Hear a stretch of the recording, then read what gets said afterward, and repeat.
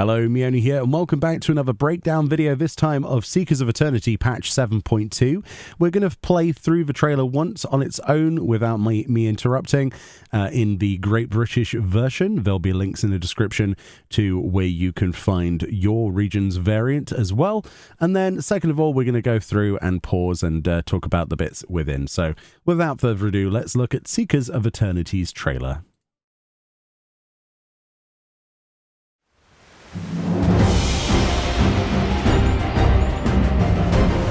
Since time immemorial, life has used death to facilitate adaptation in an ever-changing environment.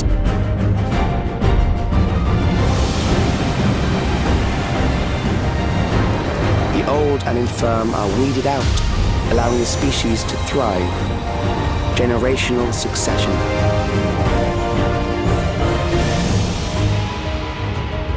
There are beasts ahead of you. They must have gotten in and made themselves at home. I'm detecting something. You'll have to deal with it to continue on. Even during the war, the people labored to maintain the castle. It meant a lot to them.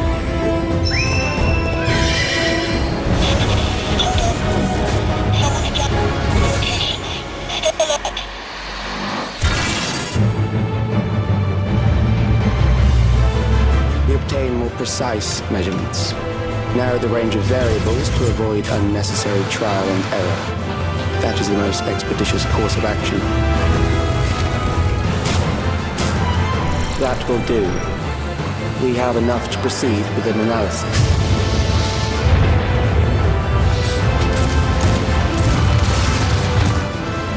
Died? Whatever do you mean?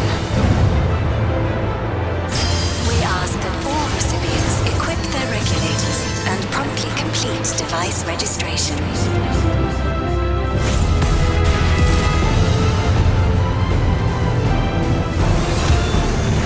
Ultimately, what you think is immaterial, for the seeds we've sown have already quickened. I will show you the soul of a royal knight! The people have glimpsed hope in transcending death, and they can ill turn away from it. The evolution of our kind is at hand.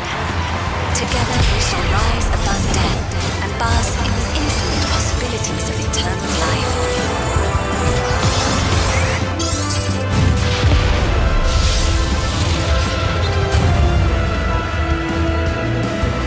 We have important business with you. We left something in your keeping, the key to interdimensional fusion. You will kindly return it to us, yes?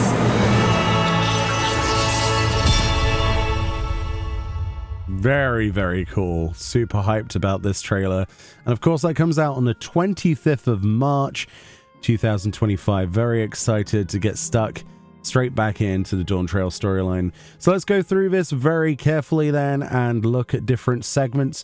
So the first thing that you'll notice is that we see images of the new field instance, which is known as the Occult Crescent, part of the Shades Triangle, which is a mysterious, like Bermuda Triangle-esque area of a world where ships get lost. There's all kinds of architectural wonders, and there's a dungeon in here, as well as obviously a field instance, much like Eureka content. It looks absolutely beautiful from these shots. We've got a nice establishing shot here of the size of the island.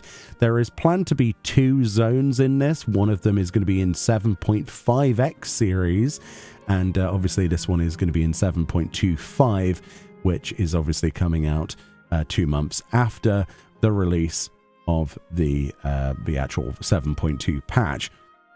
So yeah, this place looks amazing. We've got like Nemean architecture over here, different sort of melds of things, which would be sort of reminiscent of all these people that got pulled into this island chain and got shipwrecked. So there'll be all sorts of different monsters and cultures meshed together. If we go over to this section, you'll even see a pyramid that looks marquee in design. Where is it? There it is. That's a perfect shot of that. And we've also got this kind of like almost Alexandrian buildings next to it. It's a right mesh of different styles, isn't it? That's the start of a trailer. Then we get this image here, presumably of that area as well, probably near the base camp. Lots of people hurrying around doing things, bringing all sorts of things off of boats and the like. We have this shot here of the voyage itself, where you actually stand next to Ram. Ram, if you didn't know, is introduced in the Dawntrail storyline. A very key, important character in Dawntrail, and indeed the game in general. This character is super important, so it's nice to see that instead of just lending a scion to our aid, we're getting to explore this place, these untold waters and islands, with a legendary figure such as that.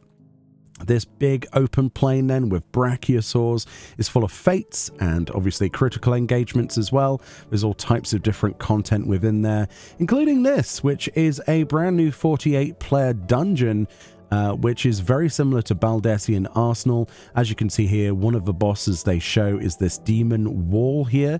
They also showed on the live letter, part 86 today, a brief clipette, which we'll show you right here, of a mount, which is very much the same thing. So presumably that's where you get that from, this particular instance over here. So as you can see, it spins around, people get knocked off. Yeah, it looks fun. Then there's another segment here of presumably within there. We've got that sort of critical engagement thing going on here with a chimera, which is absolutely destroying people. We've got obviously more storyline to do with Ram and this expedition. So obviously there's cutscenes involved. Hopefully it'll be a lot more cutscene involved than previous instances. Then we have flashbacks there. There's little flashes to the MSQ. They've edited this very well together. As you can see here, this is a bit more of presumably that dungeon, that large-scale dungeon, with obviously people being separated into different channels. So think Delabrum Regine Savage, that kind of thing, mixed with Baldessian Arsenal. This is going to be quite fun and challenging to compete in. And of course, you'll have your limited job system within there, which is known as the support jobs, phantom jobs, right? So you'll have Phantom Bard, Phantom Knight, Phantom Time Mage, etc. There are 12, I think, with this content's launch, and presumably more added in the future. Here's a nice shot of someone using Time Mage's Comet ability that drops these 3 comets as it's fighting against a normal monster here, I presume, the shark. Then we've got this very large scale fight here. Again, I think this is a critical engagement, I'm not sure, against this like mecha dragon thing going on here, ice dragon.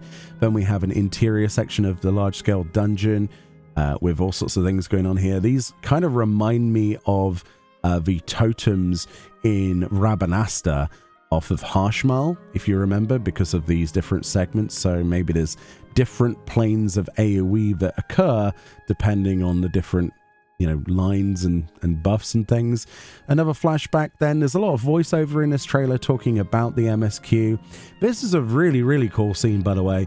So obviously with your support jobs, you have extra abilities. This very much appears to be one of the summoner ones, where you can summon this unicorn to do stuff for you. I'm guessing this is a scholar ability, actually, like a healing ability. So they're summoning this unicorn to heal, right? So that'll be one of your job actions, your phantom actions, which looks absolutely awesome, that AoE heal. We've got a critical engagement going off on here. So essentially how they explain this in the live letter is you go towards these areas on the map, there'll be a blue pulsing circle, you stand in it, and then you get teleported in there with anybody else that was stood there at the time. It then creates a barrier preventing other people going in there if they're late or whatever. But it's also, you know, you versus the boss. Either the boss wins or you win, basically. There is a leveling system in here called the knowledge level system, and you can down level if you get negative EXP on your bar, so bear that in mind. They're also splicing in shots of Sveen there from the MSQ, which is all kinds of, I have no idea what's going on with the MSQ. I don't think many people do. So I'm excited for that. Then we have this lovely establishing shot of one of the early stages of cosmic exploration, which is in a patch just after 7.2 itself. So about a month, I think they said, afterwards. And of course, it's going to look very similar to this at the start, where we have an aetheryte basically, and we have a buggy. You can see the minerals and things that we need to mine in the future over there. But as you can see, this is pretty much the base camp. And then they show the buggy with the Leporits, which is, they're having a great time, aren't they? They're going on that moon buggy with little cutscenes to get to the actual location. We're building the facility. You can see people hard at work. The mammoths there building what appears to be a drill to drill rock or remove rock. There's also like a sucky tool. I don't know how else to describe that. We have mech units that we can use as part of like it's almost like the dual system from Bosgia and Zadnor, where you can queue up via a button and then have a chance to pilot the robot itself and harvest minerals like this. I believe there are 5 of these at any one time, and then anyone else that isn't in a mech can join as somebody on foot, and they use tools to actually gather minerals another way with hand tools. So it looks like a cool thing, and as you can see, it's slowly evolving there. They sort of did a bit of a shot here. In fact, I think we might have to put the playback speed to like 0.25 to be able to see this. But as you can see, it's evolving over time. As you can see, they've created these zip lines. And the reason they've created these zip lines is so that you can go to other parts of the moon base and build on that. So this place is huge. This is only one of the 4 planetary areas. I say planetary areas because this is a moon, right? This is our moon, but we're going to other stars, and the idea is that we're building a spaceship, and the way to do that is we need to gather materials, build this base up so that it can support like a platform. Obviously we're fueling it. It's going to be a server-wide thing. In terms of progress, so the more people who are crafting and gathering on your server, the better, which means that some other servers might be quicker than you, and you can't influence other servers' progress by simply visiting. You can only observe, I believe. You can't actually do stuff on other servers, so it is very much like Ishgard Restoration in that regard. And then we have this shot here of obviously players gathering items, being instructed. There are things called cosmic missions. These Cosmo missions will allow you to go and, mine for a bit, and then it pushes up a bar, and when it's completed, you can hand it in on this tablet PDA that you get given, rather than going back to the base. It's very cool in that regard. But yeah, you're essentially building the foundations for a moon base, and obviously stockpiling materials, refining these things using technology, using Leporit borrowed technology and research to actually create this this place to create a rocket to explore the stars. And of course, this is another one of those tools. There's actually a minion version of this. I don't think we can get this as a mount, unfortunately. But as you can see, it's like a machine that transforms from terrestrial mode to a flying digger type thing. There'll be all sorts of obstacles, they say, to remove.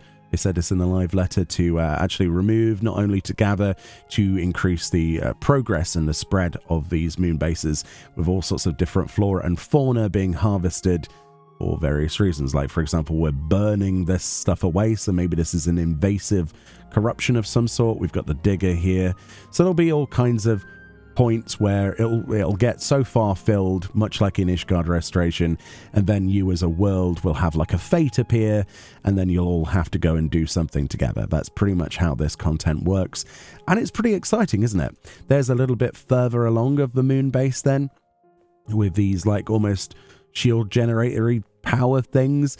We've got a slightly bigger base over here. You'll see they've built a base there and a base there. This is like a mining base. So yeah, crafters and gatherers can take part in this content, and apparently you can get into this content at level 10 and above. You only need to have completed Endwalker. You do not need to complete Dawntrail. So level 10 with Endwalker completed, you can actually go straight into this content. There's also a ranking system where somebody can basically get put on a pedestal for 14 days, and that's the person who has performed the best within a set period of time. They go into more detail on that on the live letter, which you can watch a summary to learn more about. But there are no titles or anything for that person this time around, so no Saint of the Firmament as far as we know, at least at this time.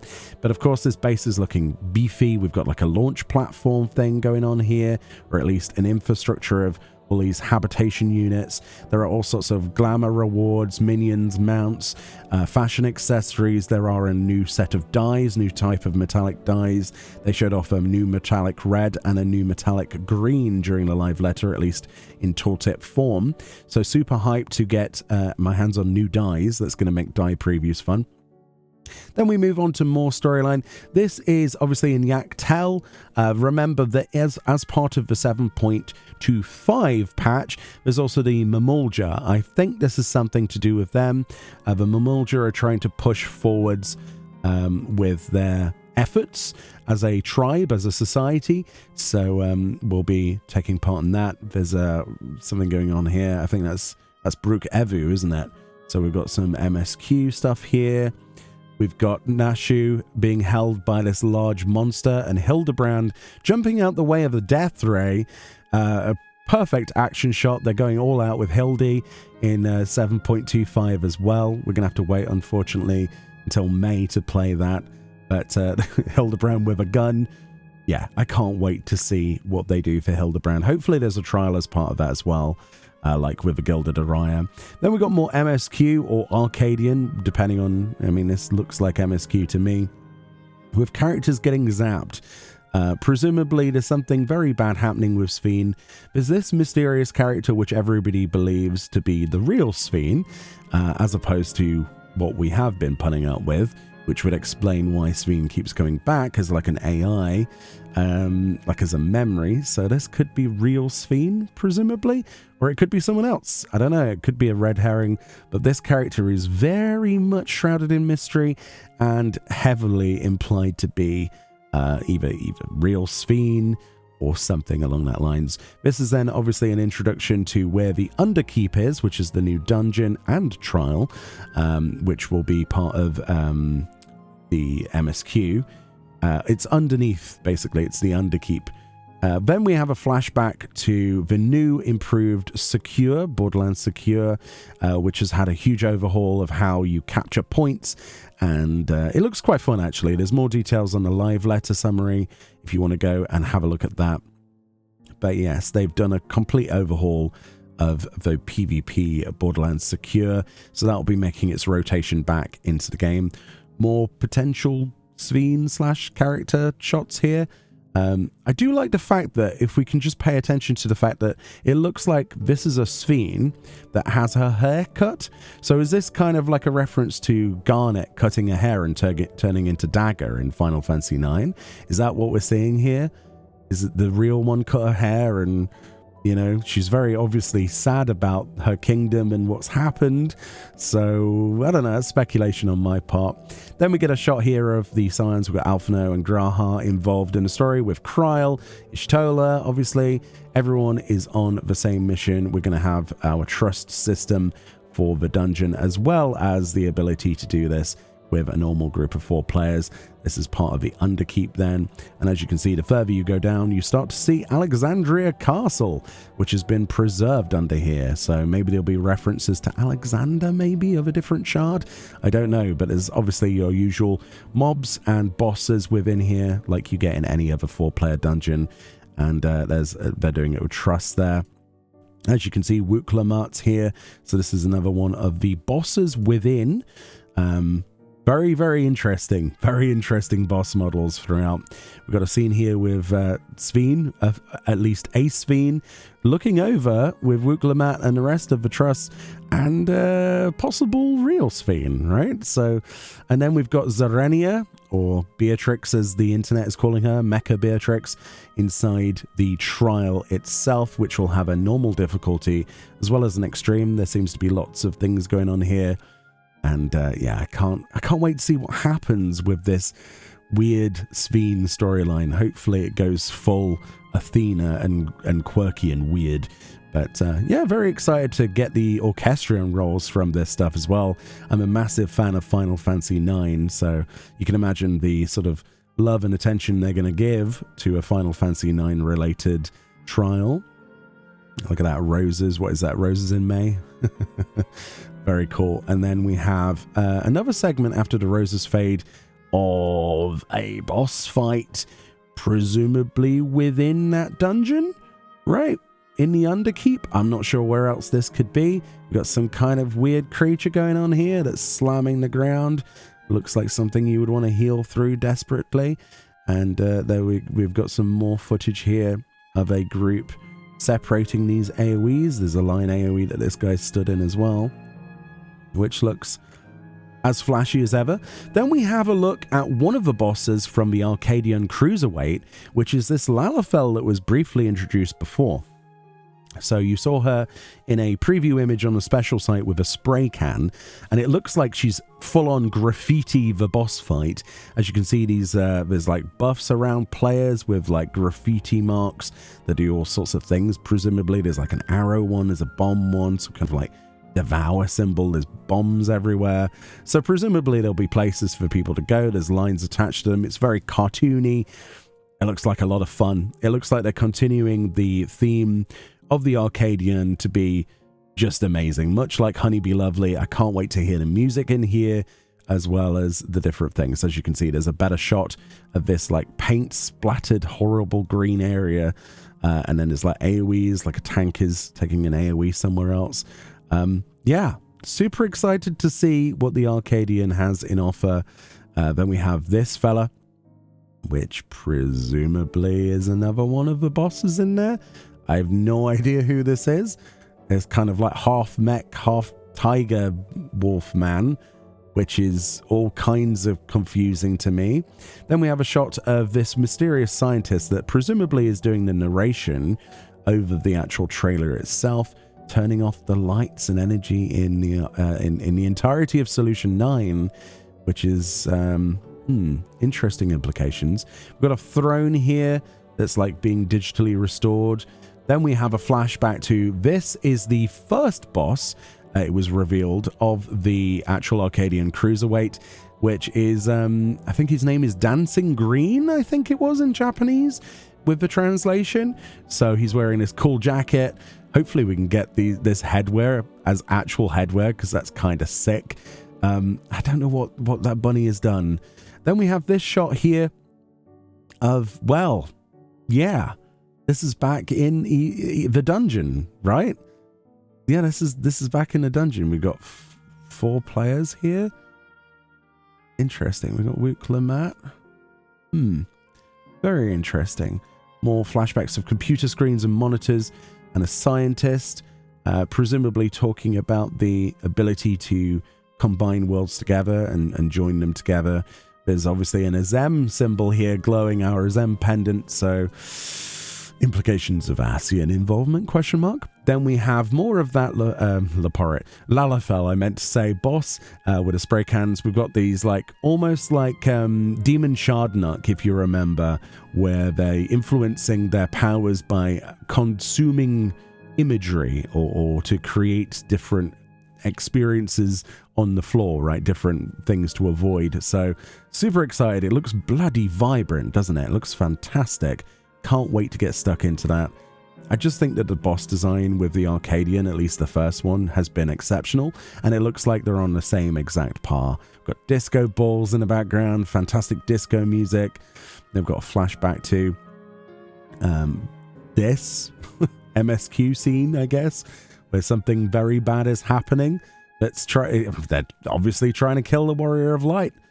And yeah, that's the thing. Wukla Matt's like, please don't kill the Warrior of Light. I kind of need them. Dear, I wish the same could be said for other characters. But there we go. There's Sphene lording over her kingdom with this mysterious character in the background. I have still no idea who this is. Is this a genetic experiment? Is this character in suspended animation with this thing controlling this digital rendition of Sphene so that the memory never ends? Is this the scientist behind it all? It's not actually a real Sphene, it's an AI being controlled by this character. There are so many speculations that I have, and they're probably all very wrong. And then we have the typical zoom out of all of these different monitors with different scenes on them from the MSQ and the rest of the patch to form the actual patch logo, which I have to say is a beautiful departure from some of the older patch logos, and it's nice to see a different direction for the patch artwork, including the logo here. I'm a big fan of this.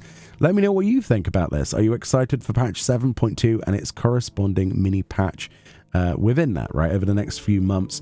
Personally, super excited about cosmic exploration. That's high on my list. Super excited. I love space. I love sci-fi, so I'm biased. Hildebrand is going to be a welcome addition, but we have to wait until May for that. The MSQ is completely bonkers. I have no idea what's going on. And quite honestly, Shades Triangle is the other thing that's going to keep me very interested in this game. So yeah, super excited to see more in the future. And it looks like the patch schedule is absolutely packed. I can't wait to get stuck in. So we only have to wait until the 25th of March, and then we can play the game. But until then, make sure you enjoy plenty of other games. There's Monster Hunter Wilds available. Even Yoshi P has been playing that, he mentioned during the live letter. Great opportunities to catch up on some other games or just take a break in general and then start fresh on the 25th and get in there and enjoy the game as you always have. Much love. Enjoy the rest of your day. Let me know if I've missed anything, and I'll see you all next time. Bye-bye.